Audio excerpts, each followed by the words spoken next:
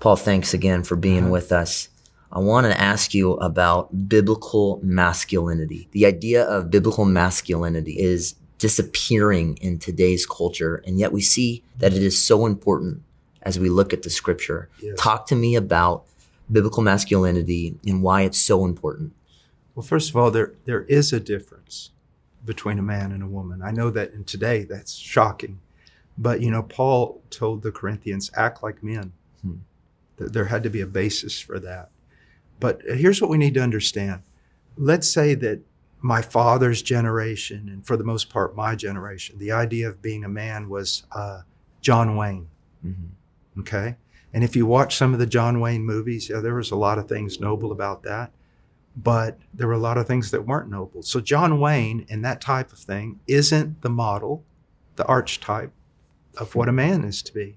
Mm-hmm. And then if you go to the other extreme, which you seem to find today, it's the very opposite of that person, a very passive, delicate man, a fearful man. It's like his psyche is broken and he just crumbles. Part of that we need to realize is one aspect of the judgment of God. Isaiah 3 is very clear about that we have young men ruling over older men. Noble men are removed from society. And there's all sorts of things revealed there in Isaiah 3. What we've got to realize is this. Our main problem is simply, again, not studying the Bible. Our main problem is not looking at Christ, or looking at Christ through some filtered lens rather than the raw scripture. My desire is not to be like John Wayne. It's also not to be like the other extreme. I want to set my sights on being like Jesus Christ. Now, also, I need to think about something. There is a headship in the family, and I am to be the head of my home. That doesn't mean that everything revolves around me. My headship serves one purpose, that I lead my home for the benefit of my wife and children, no matter how costly it is to me. My headship is sacrificial. And one of the things about being a true man, if we look at the model of Christ, it is self-giving and self-sacrifice. It's always, look at what Christ did. He gave himself and gave himself and gave himself until there was nothing left to give. That is my responsibility to my wife and my children. Also, if you want to talk about Christ is our protector, he stood in front of us. He stood in front of his bride. Anyone wants to come to get his bride, anyone wants to come to get God's children, he's going to stand between them and the ones he loves. This requires strength, courage. I think that young men need to grow in character, number one. And the primary characteristic should be love, which is self-giving. This is not about me. It doesn't matter how much I hurt, doesn't matter how much I suffer, doesn't matter if my expectations aren't met, my needs aren't met, my wants aren't met. That's not what it's about. It's about me dying for a woman and my children. Serving, giving, and stop looking in the mirror and stop being self-absorbed, self-giving. But then there's some practical things also. It's my job to feed my family. And it doesn't matter, like in the rougher times when HeartCry was first starting out, working construction, doing all these different things, hours a day, coming home at night, whatever I had to do to put food on the table. That's my job. If someone's going to stand in the door and going to hurt my family, it's my job to stand in the door. Mm-hmm. It's my job to take the brunt of everything this world has to throw at my wife and my family. And so, I was raised, we raised Charolais cattle and quarter horses. So, it was rodeo from the word go. And my dad would just, you're going to be tough.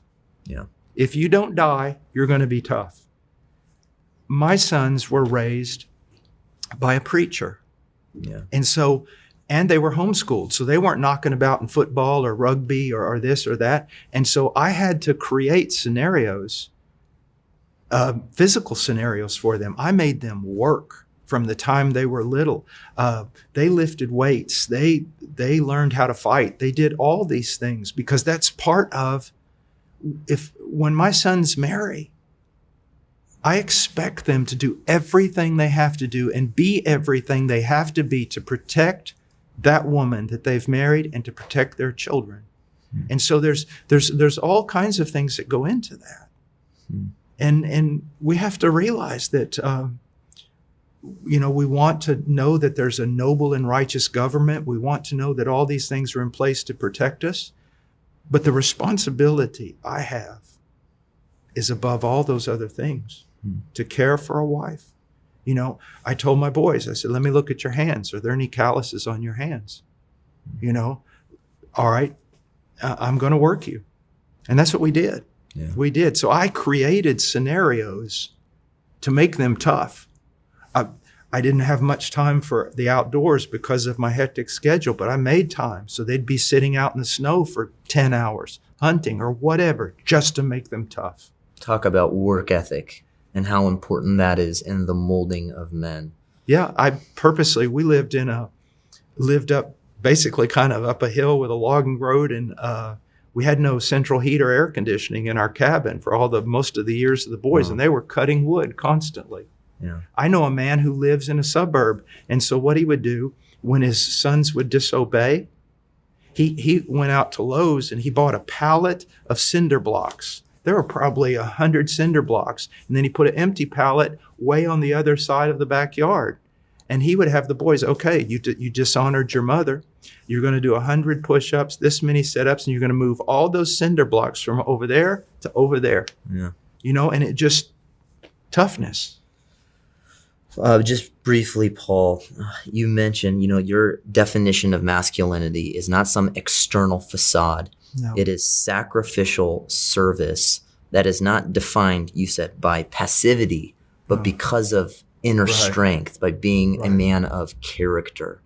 Is there anything else, if you're talking to a young man, and I was 15, 25, 35, and you say, if you want to be a man, you need to do this, what would you say?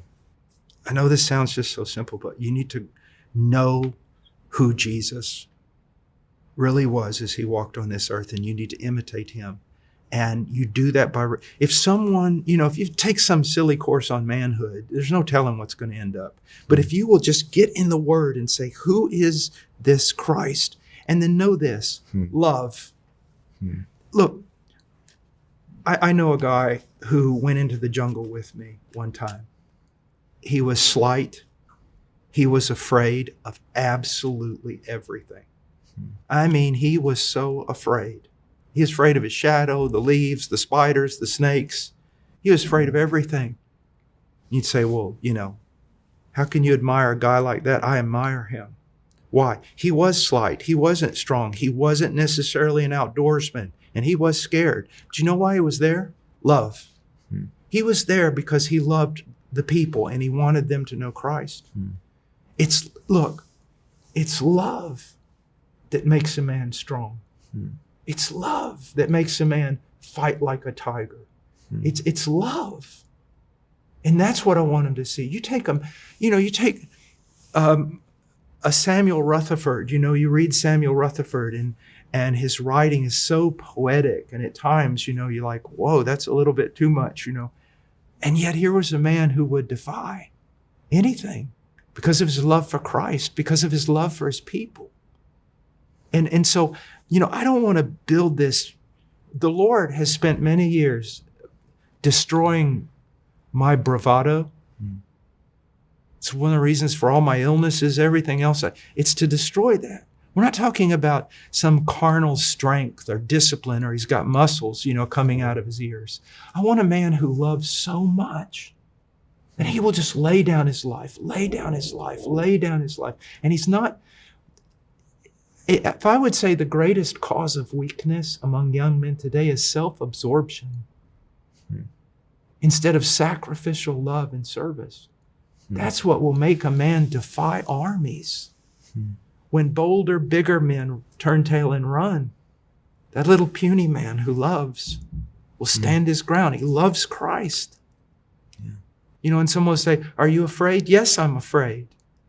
There's been so many times I've been so afraid I didn't know what to do.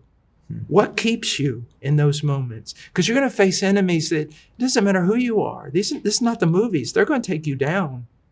And what makes you stand is not that you know Krav Maga. What's going to make you stand is you've been conformed to the image of Christ and you love.